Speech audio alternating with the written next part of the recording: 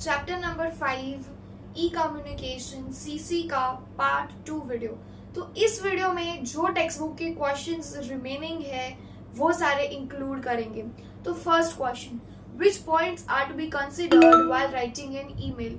तो पहले जब भी आप किसी को ईमेल लिखो तो ईमेल एड्रेस लिखना होता है रादर देन राइटिंग रिसीवर का एड्रेस या तो सेंडर का एड्रेस।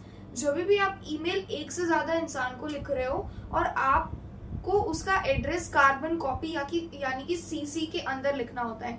अगर आपको किसी को पता नहीं लगने देना है टू द अनदर रिसीवर कि आपने किस किस को ईमेल भेजा है, तो आपको उसका एड्रेस ब्लैंक कार्बन कॉपी में लिखना होता है यानी कि DCC। उसके बाद डेट और ईयर ईमेल में लिखने की कोई जरूरत नहीं है।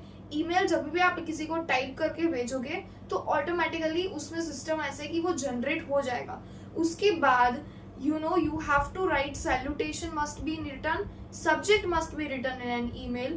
उसके बाद ऑडियो, विजुअल्स और राइट अप्स और पिक्चर्स आप ऐड कर सकते हो ईमेल में। इसके अलावा कोई और अटैचमेंट्स है तो वो भी आप इसमें ऐड कर सकते हो। जब भी आप ईमेल का कोई भी मैटर लिखो तो it must be very brief and clear. At the end of the email आपको खुद के कॉन्टेक्ट डिटेल्स लिखने हैं, कंपनी का नाम और कंपनी के कॉन्टेक्ट डिटेल्स लिखने हैं।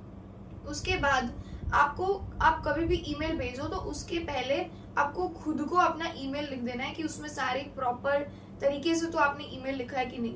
अभी सेकंड चीज क्वेश्चन ये है कि ई टेंडरिंग। तो ई टेंडरिंग क्या है?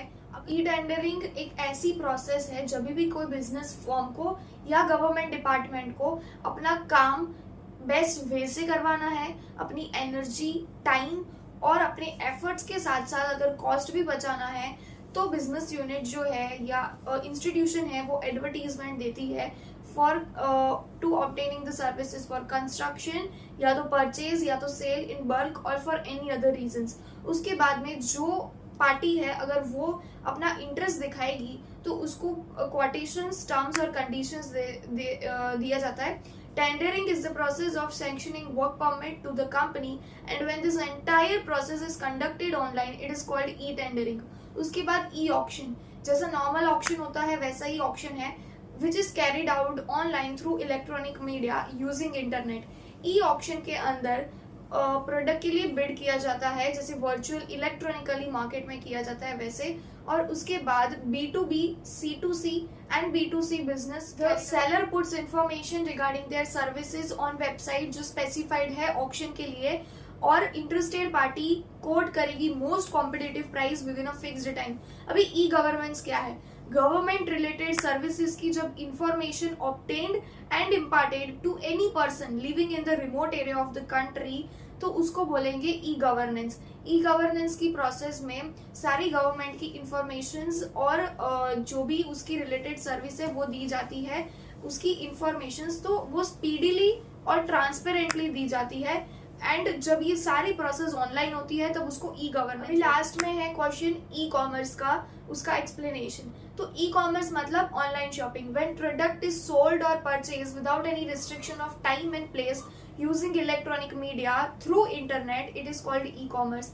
तो बिजनेस यूनिट अपने प्रोडक्ट्स को डिस्प्ले करेंगे जो उन्होंने मैन्युफैक्चर किए हैं और उनको एडवर्टाइजमेंट करेंगे टेलीविजन के थ्रू, और जो एंकरेजिंग व्यूअर्स हैं उनका ऑर्डर प्लेस करेंगे। तो ऑर्डर प्लेस करने के लिए क्या प्रोसीजर होती है? या तो आप मोबाइल फोन की ऐप से कर सकते हो, या तो आप वेबसाइट पे जा सकते हो, या आप SMS कर सकते हो, या टेलीफोन नंबर द्वारा कर सकते हो। इसके बाद मोड ऑफ पेमेंट क्या है? हमने देखा कि कैसे इसमें बिजनेस होता है, क्या प्रोसीजर है ऑर्डर प्लेस करने की। पेमेंट की प्रोसीजर ये है कि आपको अगर पेमेंट करना है तो credit card, debit card, online banking कर सकते हो आप, या तो लास्ट में कैश ऑन डिलीवरी आता है। उसके बाद B2C, B2B and C2C business facilitate करता है e commerce. Scope of business has increased due to e commerce क्योंकि कस्टमर का टाइम और मनी इसमें सेव हो जाता है।